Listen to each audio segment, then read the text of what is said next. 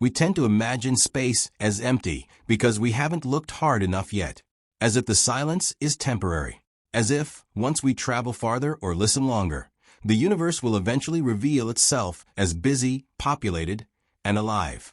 That expectation comes from how emptiness has always worked for us on Earth. Empty places were never truly empty. Oceans hid continents. Deserts concealed cities. Silence usually meant distance, not absence. Space is different. Space feels empty because, for beings like us, it effectively is. The universe is not organized around accessibility. It is organized around scale. And at that scale, separation becomes the dominant feature. Stars are not neighbors. They are isolated points separated by distances so large that interaction becomes negligible. Galaxies are not communities. They are islands drifting apart faster than anything can travel between them. Light itself struggles to cross these gaps in meaningful time. Matter struggles even more. For humans, perception depends on interaction. We experience places by moving through them, exchanging matter and energy, and returning with memory intact. Space denies all three. Movement is slow. Exchange is minimal. Return becomes increasingly impossible as distance grows. What fills most of the universe is not structure, but absence. Vast regions where particle density is so low that collisions are rare, where temperature hovers near absolute zero, where energy arrives sporadically and destructively rather than continuously and gently. Nothing accumulates. Nothing stabilizes. Even where matter exists, it is usually hostile to complexity. Radiation dominates. Gravity is either overwhelming or insufficient. Chemistry struggles to persist. Time stretches damage instead of allowing repair. Life, if it exists elsewhere, does not change this emptiness from our perspective. A living world separated by thousands or millions of years of travel is not part of our universe in any practical sense. Interaction is impossible. Influence is non-existent. Awareness fades before contact could ever occur. Communication does not solve this. Signals weaken. Noise dominates. By the time information arrives, context is gone. Civilizations rise and fall while messages are still in transit. What might exist elsewhere remains permanently out of sync with us. This is why space will always feel empty to humans. Not because nothing is there, but because nothing is reachable, interactive, or shareable within the limits of time, biology, and physics we cannot cross. Emptiness is not about the absence of objects. It is about the absence of connection. As distance increases, that lack of connection becomes absolute. The universe does not gradually fade into emptiness. It crosses thresholds where interaction stops mattering altogether. On Earth, separation can usually be overcome. Distance means delay, not disconnection. Travel takes longer. Messages arrive later. But the systems remain linked. In space, distance does something different. It breaks feedback. Once feedback is gone, presence becomes meaningless. A star system thousands of light years away may exist, but it cannot influence us in any practical sense. Its light arrives long after the conditions that produced it have changed. Any signal we send will arrive just as late. What we observe is not a place. It is a record. For humans, reality is not defined by what exists somewhere in principle. It is defined by what can be interacted with, responded to, and integrated into experience. Beyond a certain scale, the universe stops meeting that definition. Biology reinforces this separation. Human bodies cannot pause themselves for long journeys.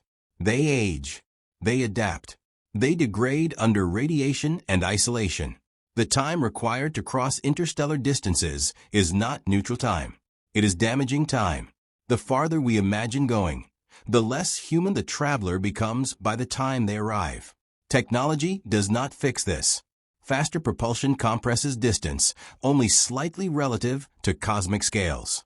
Life support systems extend survival, but do not halt biological change. Artificial environments slow decline, but accumulate failure. Every solution buys time at the cost of margin. and margin is what emptiness consumes. Even observation has limits. Telescopes can see farther, but what they see becomes less connected to the present. Distant galaxies are observed as they were billions of years ago. The farther we look, the less relevant what we see becomes to any action we could take. The universe becomes a museum of past states rather than a field of interaction. Expansion makes this worse. Most of the universe is not just far away. It is receding. Space itself is stretching, carrying galaxies beyond any possible future contact. Entire regions are slipping permanently out of reach, not because of speed, but because of time acting on space itself. From a human perspective, those regions may as well not exist. This is why emptiness persists even as knowledge grows. Knowing that something is there does not make it present. Awareness, without interaction, does not fill space with meaning. It only confirms separation.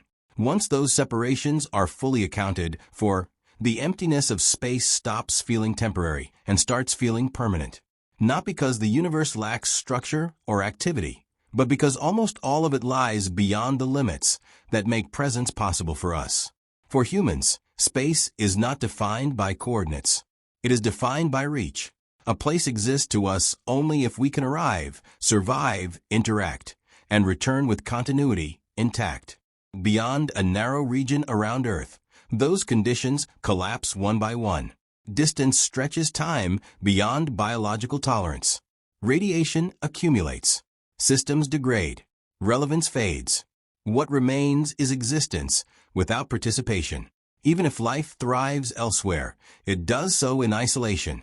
Civilizations separated by thousands or millions of years of travel do not share a universe in any practical sense. They cannot influence one another.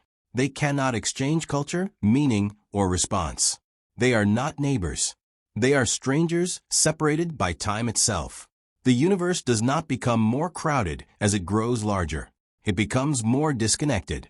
Expansion ensures that separation increases faster than any possible bridge can be built.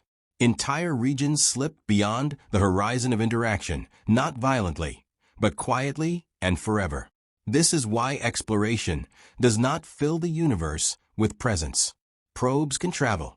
Telescopes can observe. Data can arrive. But none of that creates shared space. It creates awareness without access. And awareness alone does not defeat emptiness. From a human perspective, space will always feel empty because it does not allow relationship at scale. No sustained contact. No return loop. No continuity. What lies beyond our narrow island of interaction remains background, not environment. The universe is vast, dynamic, and full of events. But almost all of it unfolds beyond the range where life like ours can participate. That is why space will always be empty to us. Not because nothing is there, but because, for beings bound by time, biology, and physics, almost everything is forever out of reach. Once that is understood, the silence no longer feels mysterious. It feels inevitable.